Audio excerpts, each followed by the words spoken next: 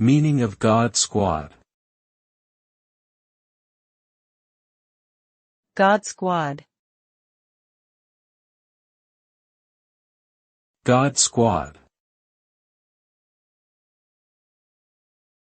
God Squad. God Squad. The term God Squad is often used to refer to a group of people who are perceived as being overly religious or preachy.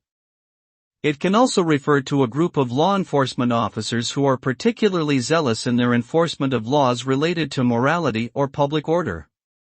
Generally, the term carries a negative connotation and can be seen as pejorative. The use of the term often implies a level of discomfort or annoyance with the perceived behavior or attitudes of those being referred to as a God Squad.